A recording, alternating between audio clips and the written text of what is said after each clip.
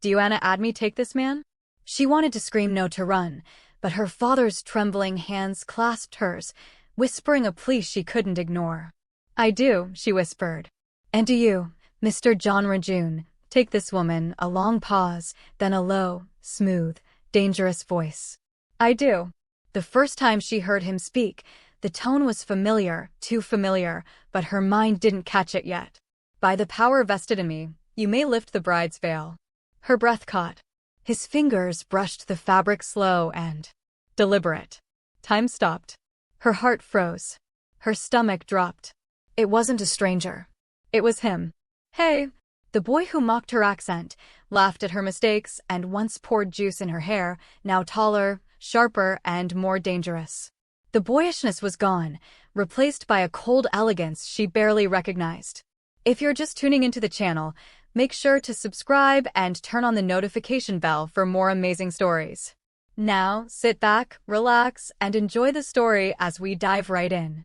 Anna sat by the window, her chin resting on her palm as the city flashed by, neon lights bleeding into the gray sky, people rushing through the rain with perfect faces and lives that seemed faster than hers would ever be. Sometimes she wondered why she was still here in Korea. Maybe because running has never solved anything. Not the bullying, not the shame, not the fear that clung to her like a second skin. Her father, well, the man who adopted her, had done everything to make her feel at home. But she still felt like an outsider in her own life. He treated her kindly, gave her everything she needed, and never once made her feel unwanted. Yet, she could never bring herself to tell him what really happened at school. When she came home with bruises or a split lip, she'd smile through it. I fell, she'd say. Or I cut myself by mistake. He would frown, worry in his eyes, and she'd quickly look away before he could ask more. It was easier that way, easier to hide the pain than to add it to his. Now at 22, she should have been free. But freedom felt like a word she'd only read about. Her life was a quiet battle. Classes that drained her, nights that stretched too long, and a mind that wouldn't let her rest. Sometimes she still hears their voices in her head. The laughter, the whispers. Foreigner, ugly, weird girl. No matter how much time passed, those words still lived under her skin. A reminder that some wounds never healed. They just learned how to hide better. She took a deep breath, pressing her trembling fingers against her temple. Just another day, she whispered to herself. By the time she reached her small apartment, the city had begun to drizzle. The cold air hit her face sharp as reality. Her phone buzzed the moment she pushed the door open. That her heart skipped. He rarely called, and when he did, it was never good news. She hesitated, then swiped to answer. Daddy. Anna. His voice came low, heavy, as though he'd aged a decade overnight. She froze. What happened? There was silence. She could hear his uneven breathing through the static. Tai, I made a mistake. A big one.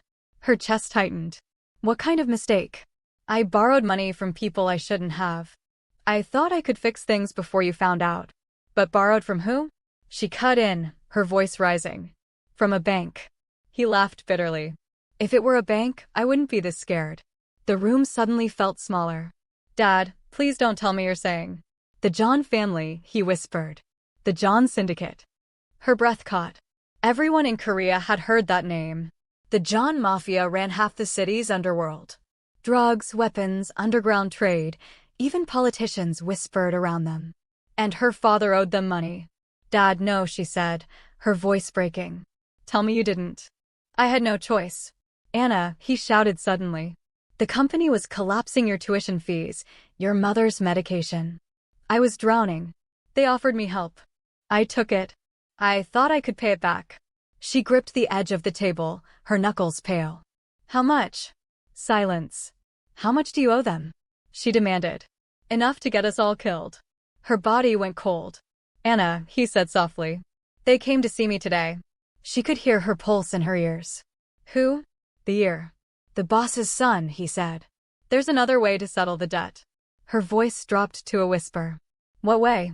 Her father hesitated, and in that pause she knew whatever he was about to say would destroy her. He wants to marry you. The world stopped. Anna blinked, her lips parting, but no sound came. What? He said, if you agree to marry him, the debt is gone. Just like that, they'll spare the business, the house, everything. Her heart pounded so loud she thought she'd faint. Dad, are you insane? You want me to marry some criminal? Anna? No, you can't be serious. You think I'll just what? Give myself to a mafia man like I'm some kind of enough. Her father snapped, his voice cracking. You think I want this? You think I'm proud of it? I failed you, Anna. I failed all of us. But this is the only way to keep you safe. Safe? She whispered. From who, Dad? From him. He didn't answer. Her throat tightened as tears stung her eyes. No, I won't do it. Anna, listen to me. No, I don't care if we lose the business. I don't care if we go broke. It's not about the business, he shouted. They'll kill us if you refuse. The silence that followed was suffocating. Only her ragged breathing filled the space. Anna. Her father's voice broke again, smaller this time. He gave me 3 days to give him your answer. She sank to the floor, clutching her knees. The walls seemed to close in, her heart thundering. She had run from her fears all her life. The bullies, the pain, the voices in her head. But this time, there was no escape. You said he's the heir, she whispered shakily. What's he like? Her father sighed. Cold, the kind of man people don't say no to. He barely spoke, just stared at me like I was already dead. Anna's breath trembled. She hung up soon after, unable to listen anymore. The phone slipped from her hand as she buried her face in her palms. Outside, the rain turned violent, tapping hard against the window like an omen. She sat there for hours, numb, still broken. Memories of high school flashed through her mind. Laughter behind her back, cruel words scribbled on her locker.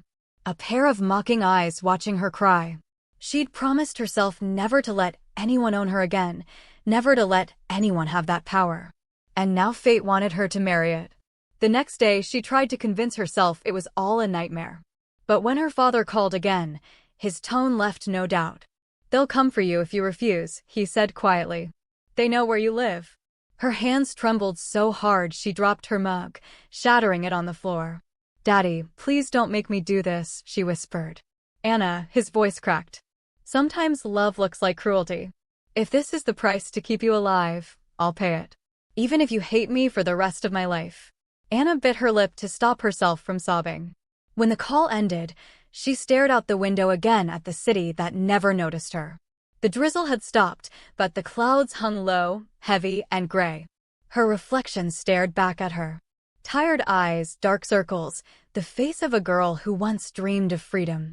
Marry him, she whispered bitterly to herself. And what then? You stop being human.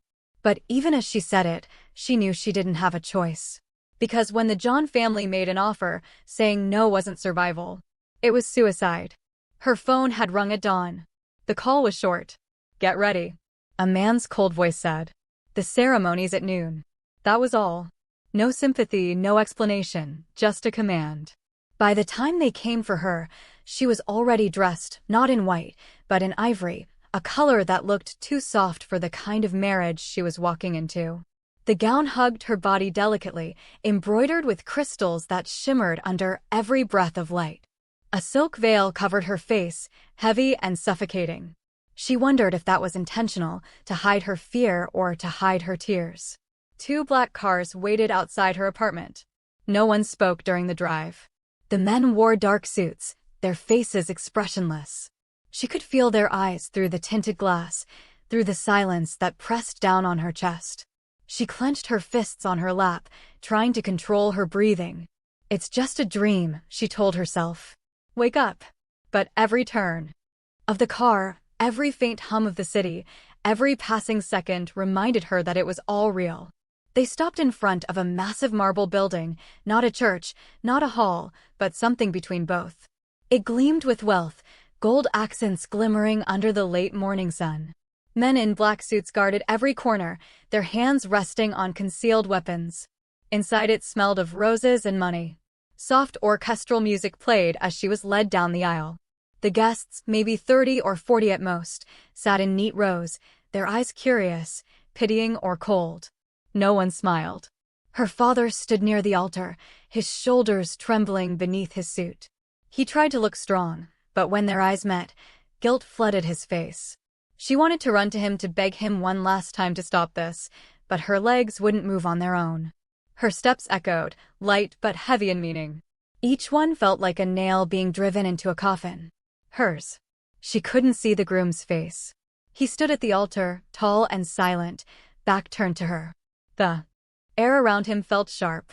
She could feel it, the weight of power, danger, authority. Her heart pounded so hard she thought it might burst through her ribs. When she reached him, she barely heard the priest's voice.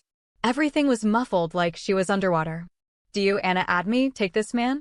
She wanted to scream, no, she wanted to run. But her father's shaking hands clasped hers briefly from behind, whispering a plea she couldn't ignore. "I do," she said softly, her voice trembling. "And do you, Mr. Jeon RenJun, take this woman." There was a pause, a long one, the kind that stretched too far. She heard him inhale steady and slow.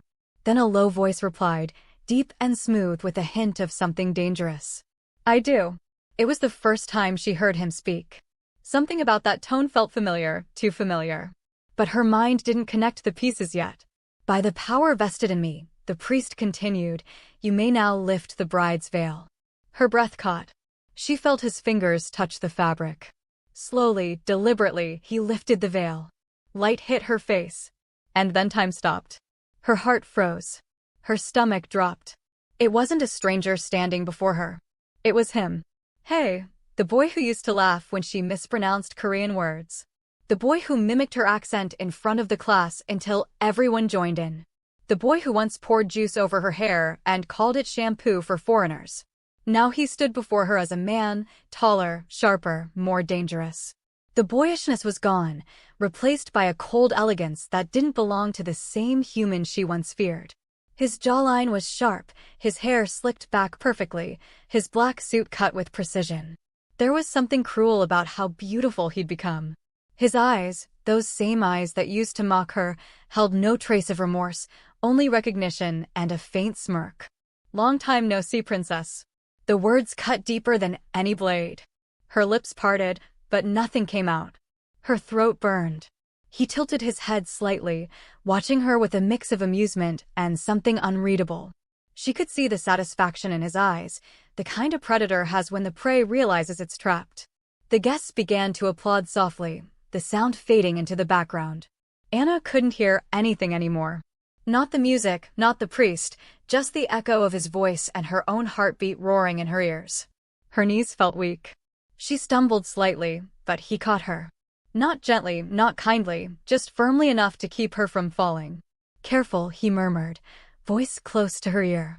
"Wouldn't want my bride fainting on the floor, would we?" She jerked her hand away, breathing unevenly. "Why? Why you?" His smirk deepened. "Fate has a sense of humor. Don't you think?" Anna's eyes blurred with tears. Every cell in her body screamed to run, to escape, to tear the veil apart and disappear. But she couldn't. Not in front of these people. Not with her father watching in shame. The ceremony ended in a haze. Rings exchanged, papers signed. Her soul felt like it was being sold off piece by piece. Then came the flash of cameras, the murmurs of congratulations, the weight of his hand on the small of her back as they walked down the aisle together. Every step beside him felt like betrayal of her past, her dignity, her peace. When they finally reached the car waiting outside, the crowd parted. She caught a glimpse of her father, eyes red, lips trembling. He mouthed something that looked like, "Forgive me," but she couldn't. Not yet. Maybe never. Inside the car, silence filled the space again. The scent of his cologne, cold, expensive, painfully familiar, suffocated her. Her face away, wiping at her tears. "Why are you doing this?" she whispered. RenJun chuckled lowly, resting his arm on the window. "You LL find out soon enough, princess." "Don't call me that," she snapped, voice cracking. He turned to her, eyes glinting. "Why not? You used to hate it back then, too." Her breath hitched. He leaned closer, close enough for her to see the faint scar near his lip. A new addition, one that somehow made him even more dangerous looking. "Funny, isn't it?" he murmured. "All those years you ran from me, and now you're mine." Anna's tears spilled freely. Then she turned away, shoulders shaking silently. He watched her for a moment, and then, to her shock, his hand reached out. 2 fingers brushed her cheek, wiping away a tear that had escaped. The gesture should have been gentle. It wasn't. His touch lingered just a second too long, enough to make her flinch. He smiled faintly, that same cruel smirk from years ago. "There," he said softly. "Wouldn't want to ruin your makeup." Her breath caught again, not from the words, but from the way he said them. Like this was all just the beginning of a game he already knew he'd win. The car moved the city outside, a blur of lights. And as Anna stared out the window, silent tears streaking down her cheeks, she realized something terrifying. This wasn't just revenge. This was only the beginning. Her chest rose and fell, anger burning hotter beneath her ribs. "You can cage me, RenJun, but don't think I'll start bowing." He leaned forward slightly, voice dropping low. "You bowed the moment you said I do." The words hit like a slap. For a moment, neither spoke. Only the distant sound of rain against the window filled the silence. Then, unexpectedly, he stood up. "Finish your food," he said quietly. "I'll have your things moved to the East Wing. Stay there. Don't wander." Anna frowned. "You really think I'm going to sit here all day like some obedient?" His gaze snapped back to her, sharp enough to slice through the rest of her words. "Don't test me," he warned softly. "You're not ready for the kind of world you've stepped into." He swallowed hard. There was something in his tone, something more dangerous than anger. It was a promise. He left the room without another word, his footsteps fading into silence. For a long time, Anna sat there, staring at the untouched food. Her pulse was still racing. Her body was still trembling, not from fear, but from rage. He hated him.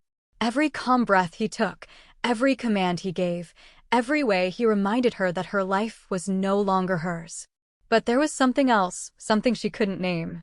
Because sometimes when he spoke, there was a pause before his words, a hesitation. Like he was fighting with something inside him. So she wasn't stupid. A man like RenJun didn't hesitate for nothing.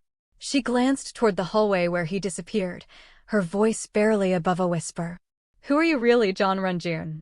RenJun stood by the window, hands buried in his pockets, his eyes fixed on the city lights flickering below. His brother stood behind him, pacing restlessly. "We're getting close, Ren," his brother said, voice tight with frustration.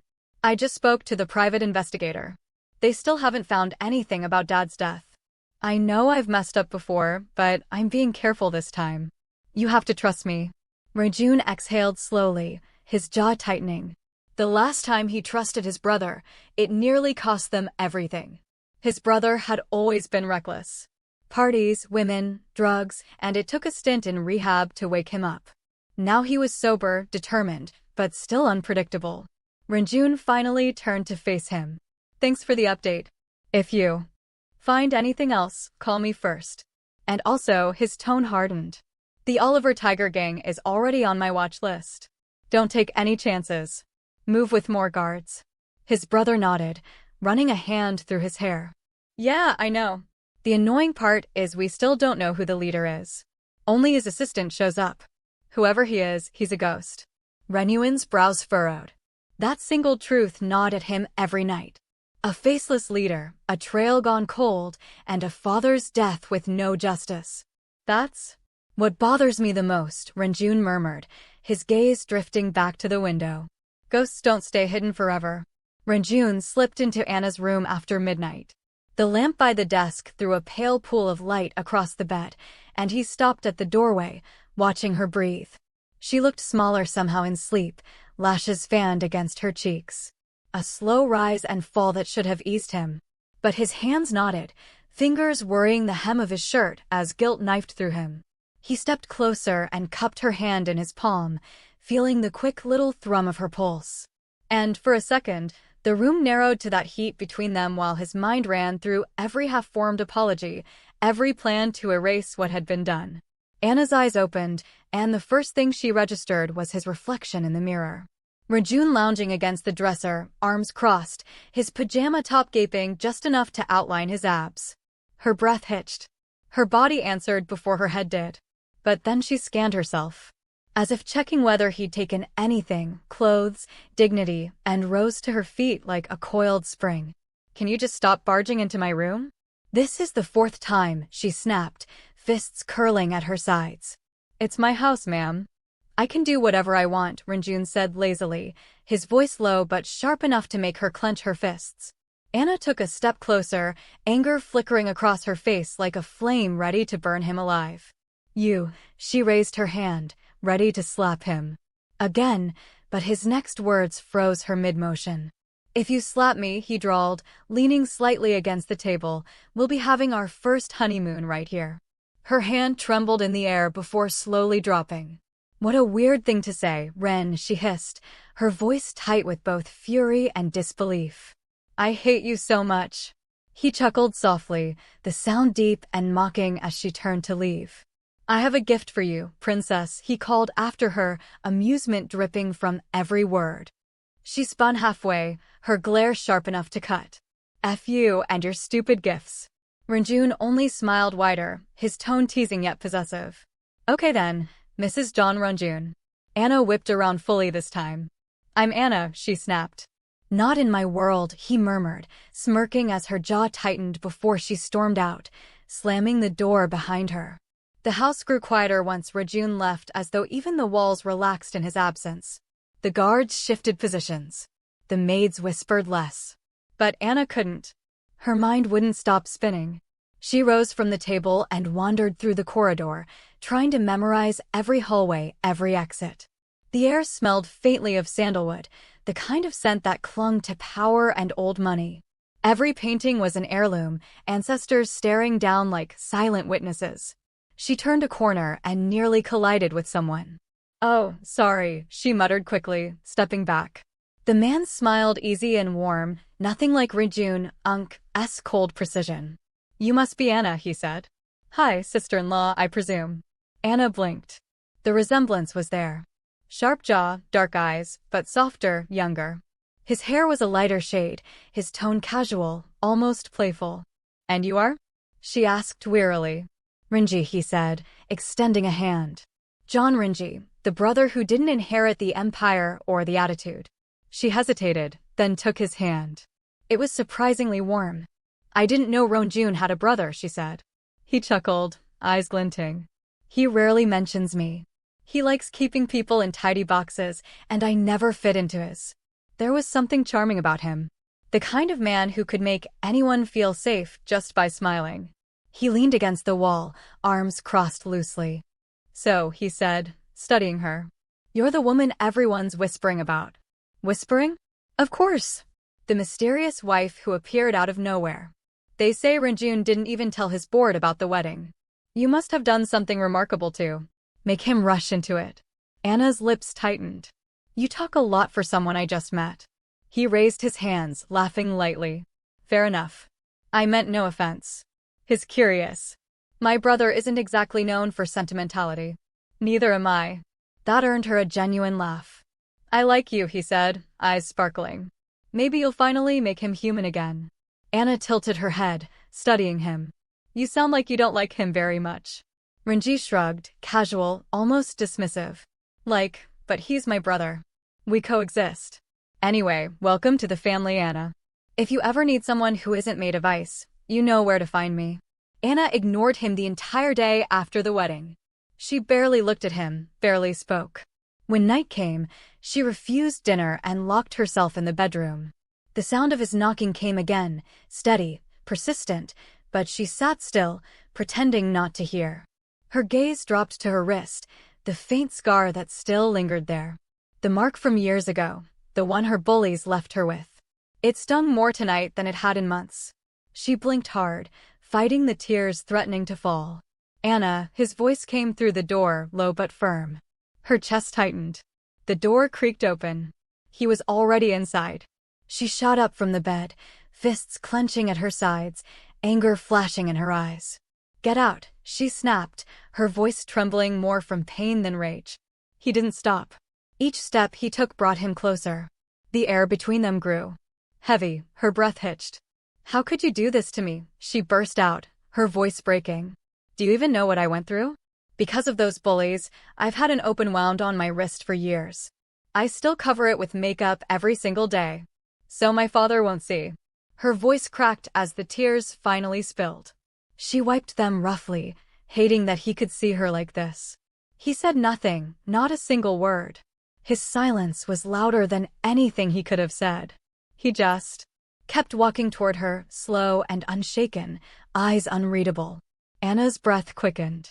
She stepped back one shaky step after another until her back hit the wall. The cold surface pressed against her spine. He stopped right in front of her. And for a moment, neither of them moved. Just the sound of their breathing filling the space between them. "Your food is getting cold," he said softly as this annoyed her. And then she slapped him hard, but his face didn't turn. It just remained looking at her. "Your food is getting cold," he said quietly, his tone calm, almost too calm. The sound of his voice only made her blood boil. Before she even realized it, her palm cracked across his cheek, a sharp slap that echoed through the room. He didn't flinch. His head didn't even turn. He just stood there staring straight at her, his expression unreadable. "Your food will be brought to you," he said finally, voice steady, almost gentle. "Make sure you eat and get some sleep." That was all. No anger, no defense, just that infuriating calm. Anna's hands trembled. She wanted to slap him again, to scream, to break something, but instead, she turned her face away, avoiding his gaze. She hated how he looked at her, like he could see through every layer she tried to hide behind. He sighed quietly, then turned his back to her and started walking toward the door. His steps were slow, heavy. There were things he wanted to say. Apologies maybe, but the words stuck in his throat. For now, he could only watch her from a distance. Her voice cut through the silence, sharp and bitter. "So what now? After all this nonsense, what's your plan? Introduce me to all your loser friends." He stopped but didn't turn. "It would be nice of you," he said calmly, "if you showed some respect when mentioning my friends. You and your friends." She shouted, her chest rising and falling. "I swear I'll make your life hell if you don't release me from this stupid marriage." That made him turn fully, their eyes locked, anger against anger. Neither backed down. For a moment it was pure fire between them. Then he laughed. A low, dark laugh that filled the room and made her stomach twist. "You'll have to kill me first, Anna," he said coldly. And with that, he walked out. The door slammed shut. Anna's knees gave out. She sank to the floor, tears spilling freely now. Her phone kept buzzing, her father's name flashing again and again. But she didn't answer. She couldn't. He was the reason. She was trapped in this nightmare. So she sat there on the cold floor, sobbing quietly, feeling the weight of everything pressed down on her. The fear, the anger, and the heartbreak she couldn't escape. The mansion looked like a palace carved out of marble and silence. Every wall gleamed. Every step echoed. Every corner watched. Anna moved through it like an unwanted painting. Beautiful but misplaced. Guards lined the hallways, standing stiff in their black suits. She could feel their eyes on her, following her every move as if she might explode at any moment. The air smelled of jasmine and money, a scent that made her chest tighten. She stopped in front of a massive glass window overlooking the gardens.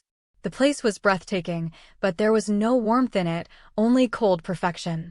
Even the flowers looked arranged by command, not care. Behind her, footsteps sounded, measured, deliberate.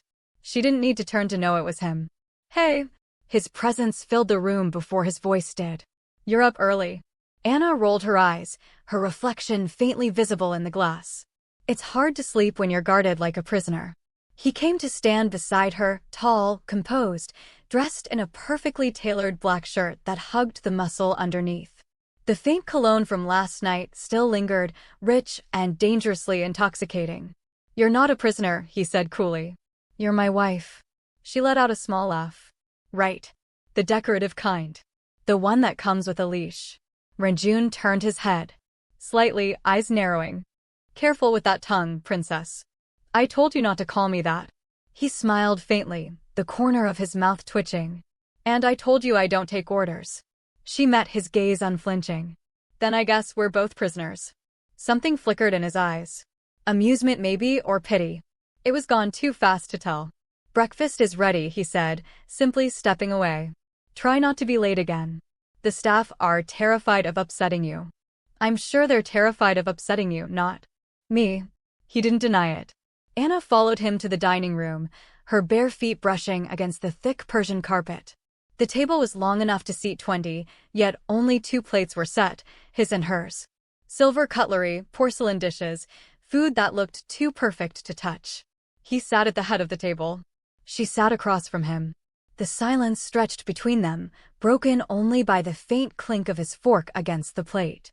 She stared at him for a while, watching how composed he was. Every movement measured, every glance calm. It irritated her. How could someone who ruined her life look so unbothered? Finally, she spoke. So, what's the point of this marriage really? Because I know it's not love. RenJun didn't look up. It's business. Business. She let out a sharp breath. You married me for business. He finally looked at her then, eyes as dark as obsidian. You're smart enough to understand the world doesn't revolve around love, Anna. This union keeps the Jeon name stable, silences our rivals, and proves that I can tie myself to someone without emotion clouding judgment. Anna's hands clenched. So, I'm just proof. He leaned back slightly. You're proof that I can control chaos. She scoffed. Wow. Romantic. He gave her a small, humorless smile. You're safe here, fed, clothed, protected. There are women out there who'd kill for that. Then let them have it, she shot back. Let them live in your golden prison. His fork stilled. His eyes met hers again, cold, sharp. You should learn when to stop talking. Without another word, he turned and walked away, footsteps light, careless, as if leaving a trail of indifference behind him. Anna watched him go, a small smile tugging at her lips. Somehow, she found herself liking him more than that so-called Ren. Had I been married to your brother, when life would have been better, she muttered under her breath. Later, they sat across from each other at the dining table. Anna's eyes flamed with anger as she glared at him, arms folded across her chest while he smirked, cutting through his food with an almost infuriating calm. You'd rather end up marrying a drug addict before dating, she said, the words sharp. My high school bully. Absolutely. Yes, my God. Yes, RenJun, she shot back.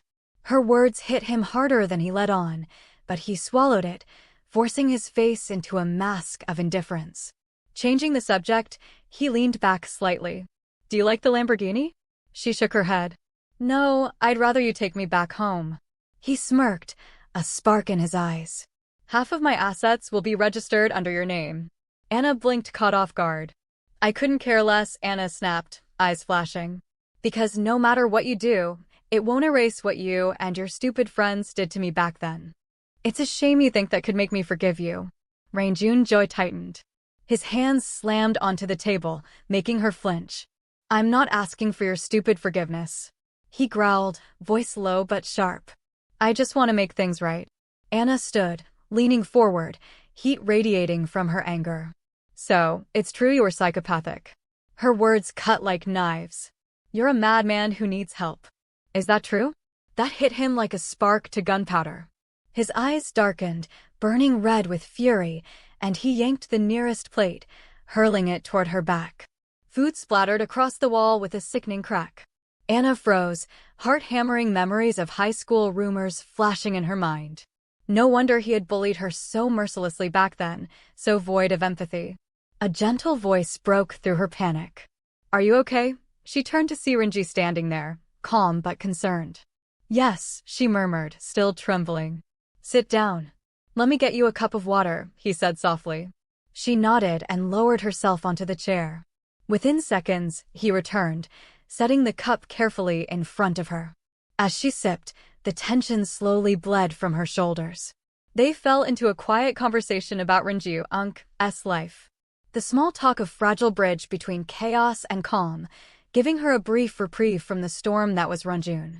That night, rain poured hard against the mansion roof. Thunder rolled across the hills. Sleep refused to come, so she slipped out of bed, restless, drawn by the flicker of light coming from the study down the hall. She hesitated at first, then curiosity won. The heavy door was slightly ajar. Voices drifted out. Low, sharp, dangerous. She leaned closer. He's losing control. A man's voice hissed. He recognized it. RenJun. Another voice, unfamiliar, older, replied. Careful what you say. He's still the boss. Not for long, RenJun whispered. He's obsessed with finding who killed our father. If he gets too close, I'm finished. You know who pulled that trigger, don't you? The other man went quiet. RenJun continued, voice trembling with fury. I was the one who made this empire stable after our father died. I cleaned the mess, silenced the traitors, and made sure RenJun looked like the rightful heir. But he's too blind to see that the real threat was inside all along. Anna's hand flew to her mouth. He killed his father. Her pulse thundered in her ears. RenJun's tone dropped to a cold whisper.